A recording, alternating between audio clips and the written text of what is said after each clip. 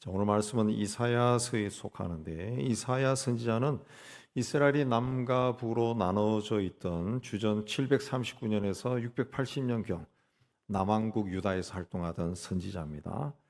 하나님은 이사야를 통해서 장차 유대 백성들이 당할 고난과 또 치유와 회복에 대해 말씀을 전했습니다. 1절에 보면은 그날의 전에는 이제는 그런 말씀이 나오는데 모두 앞으로 일어날 그 사건들을 이해합니다. 자, 이미 북왕국 이스라엘은 주전 722년에 아수르 제국의 침략을 받아서 망했습니다.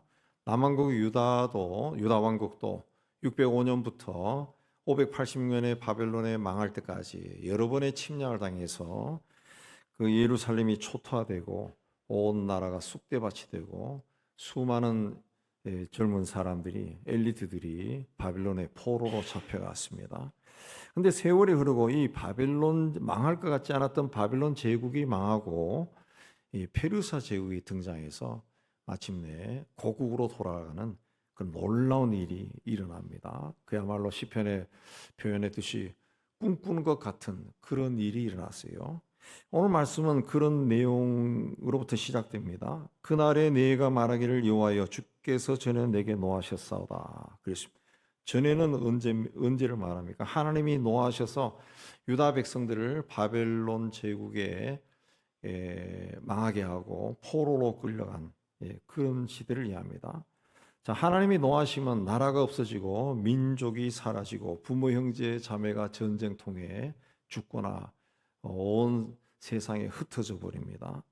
자, 하나님을 떠난 생활을 하던 이스라엘을 향해 하나님이 진노하시니까 아수르 제국이 들어와서 북왕국 이스라엘이 멸망하고 또 그 이후에 등장한 바벨론 제국이 또 침략해서 남왕국 유다도 이제 멸망의 길로 들어간 예루살렘이 불바다가 되고 예루살렘 성전이 다 무너져 내렸습니다.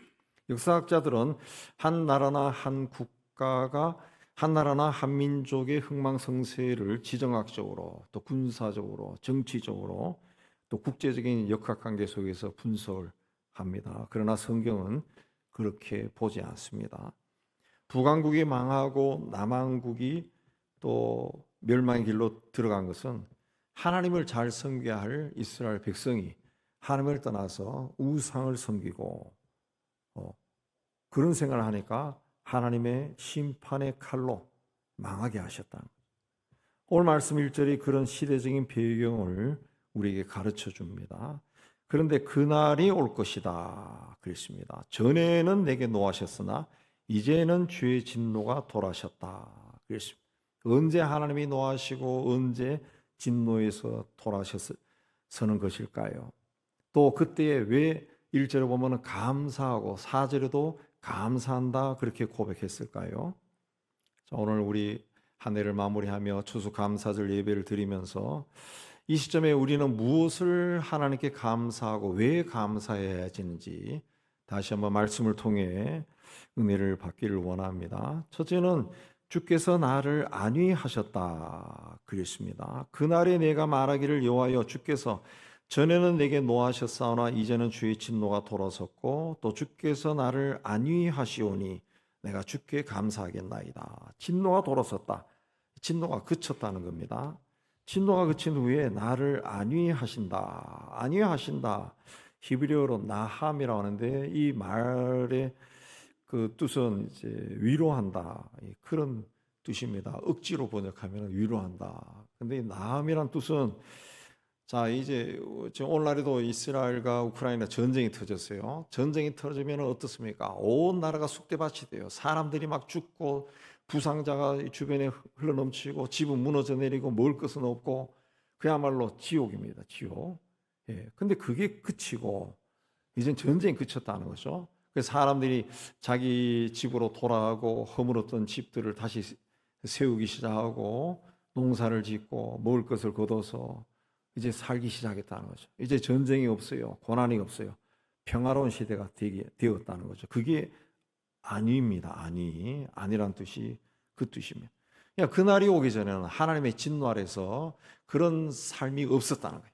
근데 진노가 거둬지고 이제 하나님이 나에게 심령이 또 육신이 평안한 생활을 하게 해 주셨다. 그런 뜻이에요. 며칠 전에 어떤 신문에 어떤 분이 쓴 칼럼을 읽어봤는데 거기에 자신의 한창 때가 기억나지 않는다. 그런 글이 있었어요. 그래서 정신없이 일에 파묻혀 살다가 정신을 차려보니까 젊은 시절이 다 지나갔더라. 그랬습니다. 출근하고 퇴근하다가 보니까 30년이 지났더라. 그랬습니다. 매일 반복되는 생활 속에 그냥 열심히 살다가 어느 날 이게 뭐야 하고 깨보니까 자기가 노인이 되어 있더라는 거죠. 이렇게 우리 인간의 삶은 쉼이 없습니다. 계속 가던 길을 가다가 보니까 어느 날 나이가 들어있는 자기를 발견하게 돼요. 네. 세상 사람들이 다 비슷한 경험을 합니다. 왜 그러냐면은 그 인간이 그렇게 땀 흘려 일하는 것 자체가 인류의 조상인 아담이 죄를 지었기 때문에 받은 형벌이기 때문에 그렇습니다. 그래서 사람은 땀 흘려 쉬지 않고 일해야만이 살 수가 있어요. 조금 더 풍요롭게 살기 위해서는 남이 잠자거나 쉴 때에도 더 열심히 일해야 돼요. 그래서 안식이 없어요. 안식이 없어요. 예. 이렇게 일하는 것은 죄의 손거라. 땀 흘려 일하고 쉬지 않고 일하는 것은 죄의 손거예요. 그래서 아담의 후손의 인간이 편히 쉰다는 것은 불가능합니다. 불가능해요. 죽을 때까지 일해야 돼요. 그래서 우리 주변에도 나이가 많은 사람들도 일하는 모습을 볼 수 있어요. 근데 그날이 오면은 쉴 수 있다. 그날이 무슨 날입니까? 하나님의 진노가 돌아선 날이에요. 하나님의 진노가 돌아섰다라는 것은 죄가 용서받았다는 거죠. 아담으로부터 내려오던 죄가 어느 날 사함을 받았대요. 사함을 받았대요. 내가 노력해서 없어지는 것이 아니라 예수 그리스도를 통해서 그게 죄가 깨끗이 용서받았다. 예수께서 우리의 죄를 위한 화목 제물이 되셨기 때문에 우리에게서 죄가 사라진 거죠. 하나님의 진노가 거둬진 겁니다. 그래서 하나님의 안위하심이 우리에게 임한 겁니다. 임한 거예요. 이제는 우리는 그리스도 밖에 있는 이방인이었습니다. 하나님으로부터 어떤 약속도 받지 못하고 진노의 대상이고 저주 아래 있었습니다. 로마서 13장에 그래서 마음에는 평강이 없고 거짓말만 일삼고 입술에는 독사의 독이 있고 입에는 저주와 독설이 가득하고 발은 피를 흘리는 일에 빠른 인생이다. 그랬습니다. 그런 인생이 예수로 인해서 하나님의 진노 아래 사는 것이 아니라 하나님의 안위하심을 받는 자가 되었다. 그랬습니다. 전에는 하나님의 진노 아래 있고 외인이요 죄인이었는데 이제는 하나님의 자녀고 사랑의 대상이 되었다. 그랬습니다. 요셉은 아브라함의 증손자고 야곱의 11번째 아들입니다. 그런데 그가 17살 때 배다른 형제들에 의해서 애굽의 노예로 팔려가 30살이 될 때까지 노예로 살았습니다. 처음에 바로왕의 친위대장 보디발 집에 노예로 있다가 누명을 쓰고 감옥에 갇혔습니다. 근데 하나님께서 감옥에 갇혔던 요셉을 당시 왕의 꿈을 해석하게 하시고 일약 애굽의 2인자가 되게 하셨어요. 그 무렵에 가나안 땅에 7년에 걸쳐 큰 흉년에 들어서 요셉의 형들이 곡식을 구하러 애굽으로 내려옵니다. 그리고 하나님은 그 흉년을 통해 요셉의 그 70명에 이르는 가족들을 애굽으로 이주시켜서 애굽에서도 가장 비옥한 땅 고센 땅에 살면서 훗날 출애굽할 때 장정이 60만 명이라 그랬죠. 부녀자들 다 합해서 한 200여만 명에 이르는 큰 민족으로 번성하게 하셨어요. 우리가 살아가다 보면 이런저런 고난을 겪습니다. 때로는 아무리 생각해도 이해되지 않는 그런 일을 겪을 때도 있습니다. 요셉은 17살 때 한 번도 가본 적이 없는 나라에 노예로 팔려갔어요. 그리고 거기에서 인생의 한참 때라고 할 수 있는 10대와 20대를 비참하게 지냈습니다. 그러나 그가 애굽의 노예로 팔려갔기 때문에 바로 그곳에서 자신의 가족 70명을 구합니다. 그래서 아버지가 죽은 후에 동생의 보복을 두려워하는 형들에게 요셉이 당신들은 나를 해하려고 했지만 하나님이 그걸 선으로 바꿔서 오늘처럼 모든 백성의 생명을 구원하셨습니다. 그런 고백을 합니다. 하나님은 악을 선으로 바꾸시는 분, 진노를 안위로 바꾸시는 분입니다. 그렇기 때문에 우리가 이 세상 속에서 아무리 심한 고난을 당한다 할지라도 그 고난 속에서도 하나님의 안위하심을 구해야 돼. 하나님의 안위하심을 기대해야 됩니다. 그 믿음으로 살아야 돼. 그게 믿음이죠. 고난 속에서도 하나님을 기대하는 것이 믿음입니다. 시편 147편에 여호와께서 이스라엘의 흩어진 자를 모으시고 상심한 자를 고치고 그들의 상처를 싸매시는 도다. 그랬습니다. 하나님은 우리가 하나님 앞에 잘못된 길을 갈 때 때로는 진노의 채찍도 드시지만은 우리가 깨닫고 돌아설 때면은 안위하시는 분입니다. 예. 그동안 고생한 것을 위로해 주시고 다시 평안하게 쉬게 해 주시는 분이 우리 하나님입니다. 그러므로 우리가 하나님을 생각할 때마다 절대 감사해야 돼. 그래서 이사야는 내가 주께 감사하겠나이다. 그랬습니다. 감사하겠나이다. 평안했기 때문에 감사한 것이 아니라 포로로 잡혀가고 나라가 망하고 그야말로 절대 고난 속에서 하나님을 생각하고 감사하다 고백한 겁니다. 원래도 마치 하나님의 진노를 받은 것처럼 힘들고 어렵고 답답하고 안타깝고 괴롭고 고통스러운 시간들이 있었을 겁니다. 그러나 주님은 그리스도 안에 있는 자들에게 진노하신 분이 아닙니다. 안위하시는 분이에요. 그럼 왜 우리 인생에 그런 일이 일어났냐? 우리가 하나님 앞에 조금이라도 열심을 내려고 하면은 그 사탄의 세력들이 그 열심을 끊기 위해서 하나님 앞에 가까이 가려고 하는 우리를 자꾸 해방하는 거예요. 그래서 우리 삶 속에 그야말로 힘들고 어렵고 답답하고 그런 일들이 일어나고 아무리 기도해도 응답이 되지 않는 것처럼 느끼는 그런 것들이 오는 거예요. 예, 오는 겁니다. 그러나 하나님은 절대로 우리를 그렇게 하신 분이 아니라 안위하시는 분. 고난에 지친 우리에게 찾아와서 오히려 우리를 위로해 주시는 분이라는 것을 믿으시기 바랍니다. 그러므로 어떤 어려움 가운데서도 주님의 따뜻한 손길이 여전히 내 머리 위에 머물러 있다는 것을 깨닫고 주님을 온전히 의탁하고 주님께 절대 감사하는 여러분 되시기를 주의 이름으로 축복합니다. 두 번째, 우리가 하나님께 감사해야 되는 것은 우리를 구원하셨기 때문이다. 2절을 보면은 하나님은 우리의 구원이다. 그렇게 말하지 않고 하나님은 나의 구원이다. 그렇습니다. 구원은 내 것일 때 감격하고 감사할 수 있습니다. 그러니까 내가 구원을 경험해야죠. 내가 구원을. 내 아버지 어머니가 하나님 앞에 열심을 내어서 내가 신앙생활을 하고 있다. 이것도 물론 축복이지만 보다 중요한 것은 내가 예수가 어떤 분인가 알고 예수님을 만나야죠. 내가 내 죄가 주님의 예수에 의해서 씻겨지는 것을 경험해야 주님을 생각할 때 감사할 수 있는 거죠. 사람은 사람의 죄를 용서할 수 없어요. 물론 사람에게 지은 죄를 용서할 수는 있지만은 그 지옥에 갈 수 있는 죄를 용서할 수 있는 권한은 사람에게 없습니다. 뭐 우리나라에도 형법이 있고 민법이 있고 법을 어기면은 거기에 대한 대가를 치르지만은 그러나 사람이 지옥 갈 죄를 지었는데 용서할 수 있는 것은 없어요. 할 수 있는 거 없어요. 그건 하나님만이 할 수 있는 거죠. 자, 어떤 분이 어느 날 위가 몹시 쓰리고 아파서 병원에 가서 검사하니까 암이네요. 그럽니다. 그래서 말을 듣는 순간 하늘이 노랗고 현기증이 일어나고 다리가 후들후들거리고 그 자리에 주저앉았어요. 그리고 그때부터 위가 막 쑤시고 열이 나는 것 같고 구역질도 나고 식욕도 사라지고 뭘 먹어도 소화가 안 되고 더부룩한 겁니다. 아, 이러다 죽겠다. 인생이 끝났구나 생각이 들어요. 그 소식을 들은 친구가 그러지 말고 다른 병원에 가서 다시 한 번 더 검사해 봐라.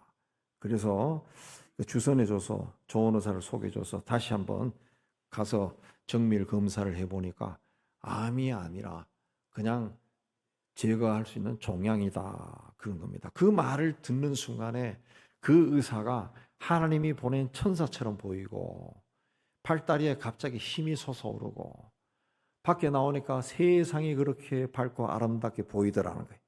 그래서 운전해서 집으로 오는데 저절로 노래가 나오고 막 얼굴에 웃음꽃이 막 펴더라. 예수께서 우리 죄를 대신해서 십자가에서 죽으셨기 때문에 우리 죄가 다 용서받고 심지어는 하나님의 자녀라고 불러지고 또 훗날 천국에 가게 되었다 그랬습니다. 지금 예수를 믿지 않았으면 지옥에 갈 수밖에 없는데, 지옥에 가서 영생하는데 이제 천국에 간다는 거죠. 이 세상보다 더 좋은 천국에 간다. 내 죄가 다 용서받고 가게 되었다. 여러분, 그 사실에 대해 얼마나 기뻐하고 감사합니까? 그야말로 암인 줄 알았는데 이 다시 검사해서 아니네요라고 통보받았을 때 그 흥분, 그 감격. 여러분, 예수 믿고 그 흥분, 감격을 가진 적이 있습니까? 병이 났을 때는 나는 다시 제2의 인생이야. 그렇게 이야기하는 사람들이 참 많아요. 다시 태어난 것 같아.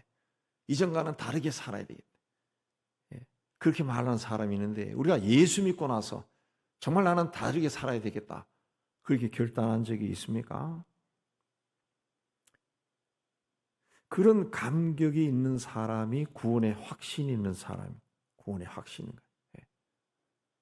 정말 나에게 내가 그런 그 감격을 주님 앞에 가진 적이 있는가 한번 돌아보시고, 정말 예수로 인해서 내가 구원받은 것이 어떤 의미인가 자신에게 한번 질문해 보시기 바랍니다. 사탄은 사람들을 넘어지게 하고 죄의 함정에 빠지게 하고 우리의 인생을 멸망으로 인도하지만 하나님은 우리를 구원하시고, 그래서 예수께서 도둑이 오는 것은 도둑질하고 죽이고 멸망시키려고 하는 것이지만 내가 온 것은 양으로 생명을 얻게 하고 더 풍성히 얻게 하려 합니다. 그랬습니다. 이걸 깨달았기 때문에 이사야가 보라, 하나님은 나의 구원이시다 그랬습니다. 주님은 38년 된 병자에게 자리를 들고 걸어가게 하셨습니다. 12년 동안 혈루증을 앓던 여인을 한순간 깨끗하게 하셨어요. 10명의 나병 환자들을 다 깨끗하게 고쳐줘요. 친구들이 지붕에서 달려 내린 중풍병자도 주님은 깨끗하게 하셨어요. 회당장 야이로의 12살 먹은 죽은 딸도 살려주셨습니다. 이미 죽은 지 나흘이나 되어 무덤에 있던 나사로를 나오라고 불러서 살려주신 분이 주님입니다. 광야에서 배고픈 무리들에게 물고기 2마리와 보리떡 5개로 배불리 먹이신 분이 바로 우리 주님입니다. 그래서 주 여호와는 나의 힘이시며 나의 노래시며 나의 구원이시다. 주님이 어떤 분인지 깨달았던 이사야가 이렇게 고백한 겁니다. 3절에 보면 너희가 기쁨으로 구원의 우물물에서 물을 기르리로다 그랬습니다. 이스라엘이라는 나라는 굉장히 황량하고 메마른 광야가 끝없이 펼쳐지는 나라입니다. 그런 나라에서 양과 염소와 소와 말과 약대를 끌고 다니며 푸른 초장에서 꼴을 먹이고 또 물을 찾아서 먹이는 이스라엘 백성들이 있어서 샘이 솟아나는 우물은 하나님이 주신 최고의 축복이고 기쁨으로 그들은 알았습니다. 그래서 성경에 보면은 이 우물과 관련된 축복이 많이 나오는데 창세기 보면은 이삭이 받은 축복을 그렇게 묘사합니다. 이삭이 농사지어서 100배나 그의 100배나 수확하고 하나님이 복을 주셔서 이삭이 창대하고 왕성하여 거부가 되어 양과 소가 떼를 일고 종이 힘이 많아졌다. 그랬습니다. 그걸 시기한 블레셋 사람들이 이삭이 사용하던 짐승을 먹이던 우물물을 흙으로 다 메꿔버렸다. 그랬습니다. 그 후에도 종들이 우물을 파기만 하면은 블레셋 사람들이 쫓아와서 메꿔버렸다. 뺏거나 메꿔버렸다. 그랬습니다.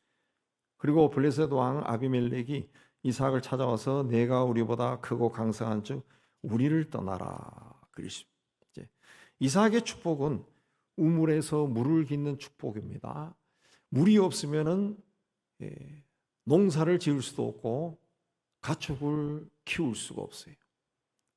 이삭이 양과 소가 떼를 이루고 종들이 많아졌다라고 하는 것은 이삭 곁에는 항상 샘이 솟아나는 우물이 있었다는 거죠. 근데 이삭의 축복은 샘이 솟는 축복이죠. 샘이 솟는 축복. 여러분의 삶과 가정과 산업에 이 이삭이 받은 이런 축복이 임하기를 주의 이름으로 축복합니다. 그렇게 창대하고 왕성하고 거부가 되어도 주님 앞에서는 한없이 겸손한 그런 삶을 사시기를 바랍니다. 자, 하나님은 우리를 구원의 우물에서 기쁨으로 물을 깊게 해주시는 분입니다. 주님은 우리가 만난 모든 곤고한 현실과 문제에서 우리를 구원해 주시는 분이에요. 우리가 이 하나님의 구원을 경험해야 돼. 그래서 우리의 입에서도 하나님은 나의 힘이고 나의 노래고 나의 구원이시다, 이런 외침이 날마다 흘러나오기를 주님의 이름으로 축복합니다.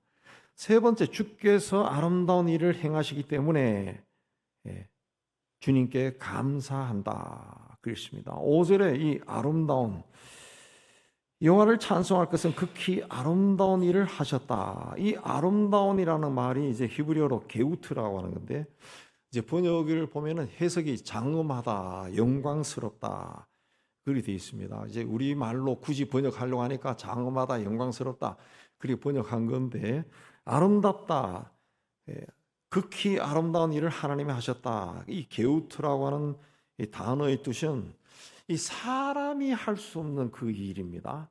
이 사람으로서는 도저히 그렇게 할 수 없는데 하나님만 하실 수 있는 그런 일이 하나님이 하셨다는 거예요. 하나님이 하셨다. 이스라엘 백성들이 애굽에서 노예 생활을 430년 동안 하다가 어느 날 한순간에 그 밤사이에 출애굽했어요. 애굽에서 탈출했어요. 다 빠져나왔어요. 장정이 60이니까 부녀자, 노인들 합하면은, 어린아이까지 합하면은 150만 내지 200만 명이라고 그렇게 통계적으로 그렇게 나옵니다. 상상해 보세요. 200만 명이 어느 날 밤에 사라져버려요. 사라져. 그게 가능할까요? 그게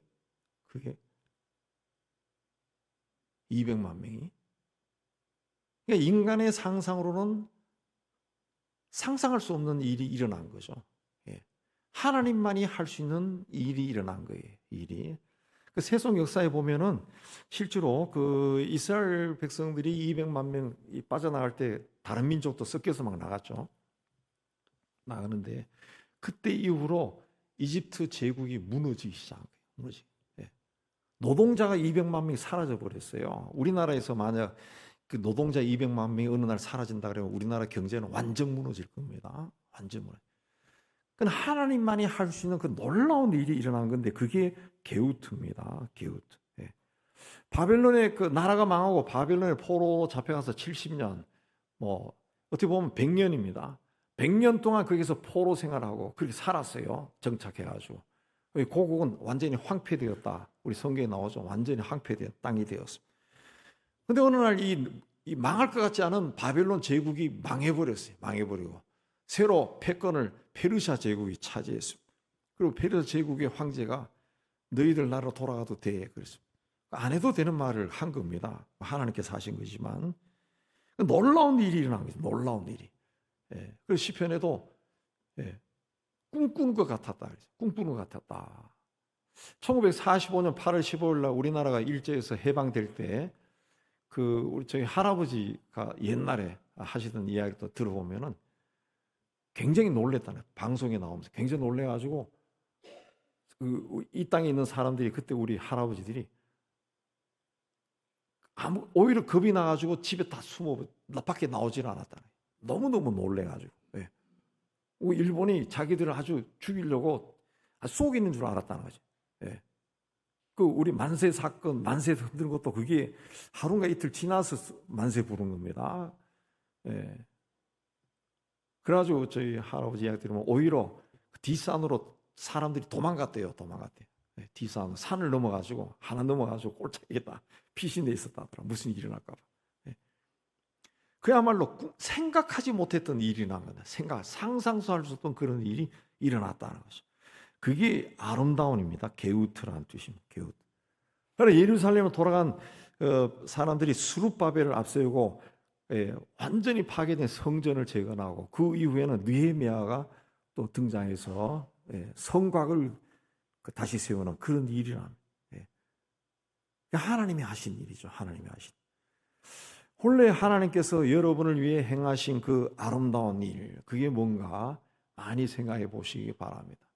아무것도 없네요. 그런 사람도 있을 거예요. 그러면 앞으로 하나님이 여러분을 위해 행하실 그 일을 기대해 보시기 바랍니다. 기대하는 사람이 믿음을 가지게 되고 그게 이루어집니다. 이루어집니다. 그래서 오늘 말씀에도 그날의 전에는 이제는 그랬습니다. 그날의 미래, 전에는 과거, 이제는 현재입니다. 이걸 무슨 의미합니까? 하나님은 역사의 주관자라는, 역사의 주관. 당신의 삶의 주관자가 하나님이라는 거죠. 내가 공부하고 내가 일해서 사는 것 같지만 그게 아니라 하나님이 너의 뒤에서 그렇게 역사하는 거다. 역사하는. 내가 움직이는 게 아니라 하나님이 하신다. 그러므로 하나님의 일을 제한해서는 안 돼요. 방해해서도 안 돼요. 왜 하나님께 감사하라 그랬습니까?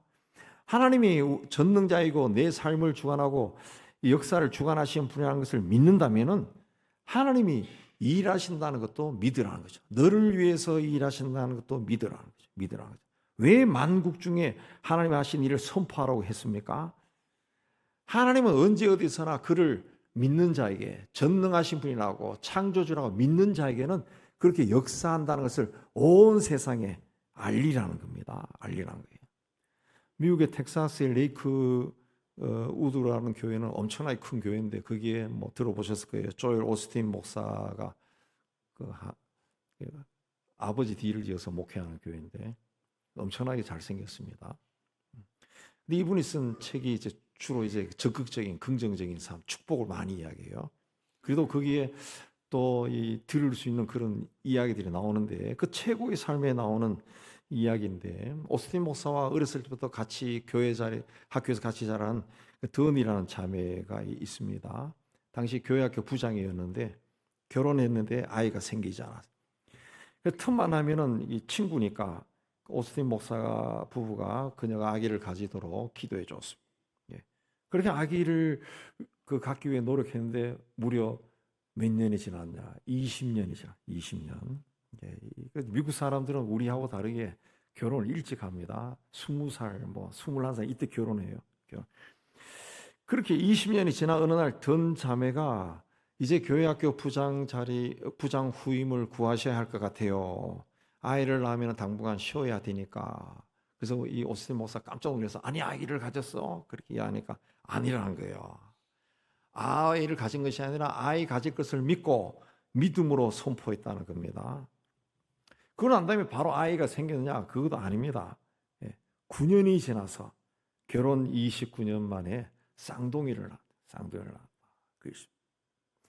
우리가 가다 보면 하나님 앞에 열심을 내고 기도하고 정말 그 하나님의 눈도장을 찍기 위해 가지고 막 그렇게 인간적으로 그렇게 할 때가 있어요. 근데 너무 오랜 세월 동안 내가 그렇게 원했는데도 아무런 일이 일어나지 않으면은 자기도 모르게 포기해 버립니다. 아이 뭐 될 대로 되라지 뭐. 하나님 마음대로 하세요. 하나님 마음대로 하는 것이 하나님께 주권을 내어드린 게 아니라 그러니까 교만한 말이죠. 네 마음대로 해 이거 돼버리죠. 자기 믿음 포기해 버리는 거죠.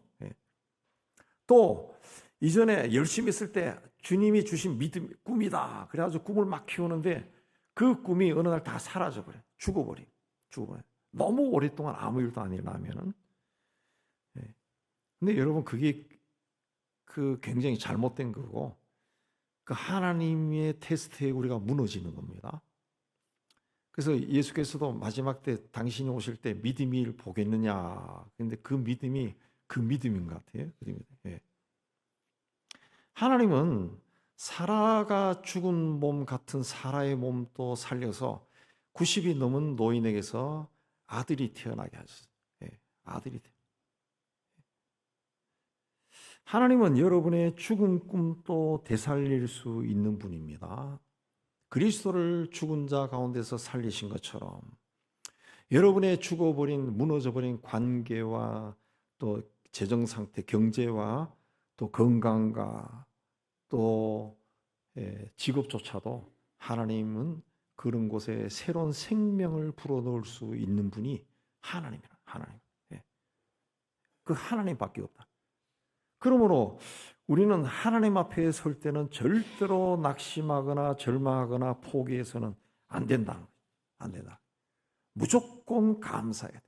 감사를 입에 달고서 아버지 하나님, 제 삶 속에 시작하신 일을 마무리하실 줄 알고 믿고 감사합니다. 감사합니다. 하나님이 뜻이 이루어질 줄 믿습니다. 감사합니다. 이 감사를 해야 돼요. 감사. 이 감사를 자꾸 해야 이 믿음이 생기는 거예요. 믿음이. 시편 118편에 내가 고통 중에 여호와께 부르짖었더니 여호와께서 응답하시고 나를 넓은 곳에 세우셨도다. 내가 고통 중에 하나님께 부르짖으니까 하나님이 응답하셨다. 이 응답하셨다. 그 히브리어 아난이라고 하는 단어의 뜻은 주시하다는 겁니다. 주시하다. 응답하셨다. 내가 고통 중에 하나님께 부르짖으니까 하나님 사과를 주세요. 막 그러니까 하나님이 응답하셨다. 사과 여기 있다. 그게 아니라 내가 고통 중에 하나님께 막 살려주세요. 이거 이렇게 하면 안 됩니다. 하나님 어떻게 하십니까? 하고 막 부르짖으니까 하나님이 그런 나를 주목해서 봤다는 거죠. 주목해서 쫙 보셨다는 거죠. 쫙 보시고 나를 넓은 곳에 세우셨도다. 그렇습니다. 막 좁아 터진 데서 막 죽겠다 그러니까 거기서 데리고 넓은 곳으로 가셨다. 그렇습니다. 위기에서 벗어나게 해 주셨다. 그렇습니다. 하나님은 하나님의 자녀들의 부르짖음을 절대로 외면하지 않습니다. 여러분 자녀들이 뭐 어린 자녀나 성장한 자녀나 결혼한 자녀나 어떤 어려움을 만나가지고 막 괴로워하고 그런 모습 보면 그 부모된 자가 그걸 바라보면서 저놈 내 말 안 듣더니 저래 됐네. 잘 됐다. 니는 더 고생해라. 요놈아. 그런 부모는 있겠죠. 네. 제대로 된 부모가 아니죠. 그런 집안은 망하는 집안이죠. 세상의 모든 부모가 그걸 직접 안 듣고 전해 들어도 괴로워요. 네.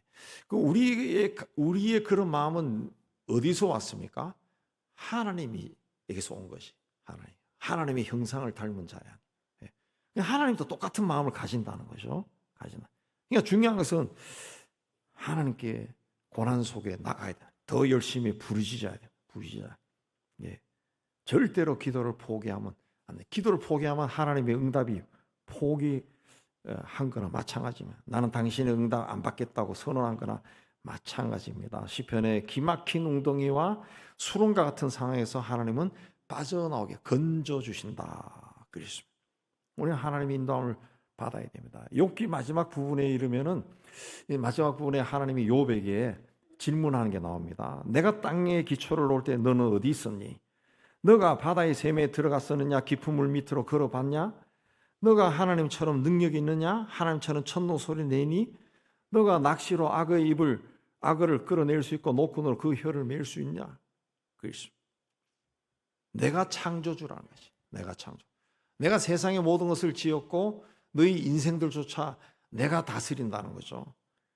그 말씀을 듣고 욥이 주께서는 못하실 일이 없사하며 무슨 계획이든지 못 이루실 것이 없는 줄 압니다. 내가 주께 대하여 귀로 듣기만 했는데 이제는 눈으로 봅니다. 내가 주님은 살아계신 분이고 하나님이라고 입으로 고백했는데 근데 이제는 주님을 내가 눈으로 봅니다. 주님을 경험했습니다. 고난을 통해 가지고 온 몸으로 아, 이분이 주님이구나. 살아계신 하나님이구나. 그걸 알았다고 고백한 겁니다. 우리가 하나님께 감사해야 되는 이유는 주님이 나를 안위하시기 때문이다. 안위하시기 때문에. 내가 고난으로 막 힘들고 살아있는 걸 주님이 아시고 나를 거기서 건져서 정말 심령이 육신이 편안하게 쉬게 해주셨다. 그래서 예수께서도 수고하고 무거운 짐진 자들아 다 내게로 오라. 내가 너희를 쉬게 하리라. 그러십니다. 또 주님이 나를 구원해 주셨기 때문에 주님만이 나를 위해 아름다운 일을 행하실 수 있기 때문에 사람들은 도저히 할 수 없는 그 일을 하나님만이 할 수 있는 일을 주님이 나를 위해 하실 수 있다는 것입니다. 그렇기 때문에 나는 주께 감사하리이다. 그러십니다. 여러분에게도 이 고백이 흘러나오기를 주의 이름으로 축복합니다. 주께서 여러분의 모든 삶을 살펴보시고 아름다운 일을 행하셔서 아, 주님이 나를 위해 이 일을 하셨구나. 정말 감격 속에 눈물을 흘리며 감사가 풍성한 여러분의 삶이 되기를 주의 이름으로 축복합니다. 하나님 아버지, 살아가면서 참 행복하고 즐겁고 기쁜 일만 계속되면 얼마나 좋겠습니까마는 우리가 하나님의 은혜 가운데 그렇게 사는 것을 사탄이 늘 시기하고 질투해서 우리의 삶 속에 틈만 있으면 들어와서 흔들어 버려 우리가 괴롭고 힘들고 고난 속을 걸어갈 때가 참 많습니다. 그러나 그럼에도 불구하고 나는 주님께 감사하리다 고백했던 우리 이사야처럼 우리도 이제 주님께 늘 감사하고 항상 감사하고 쉬지 말고 감사하고 절대 감사하는 믿음의 삶을 살 수 있도록 은혜 다해 주시고 그를 통해 하나님의 역사가 우리의 삶 속에 왕성하게 일어나도록 은총을 내려 주옵소서. 예수님 이름으로 기도하옵나이다. 아멘.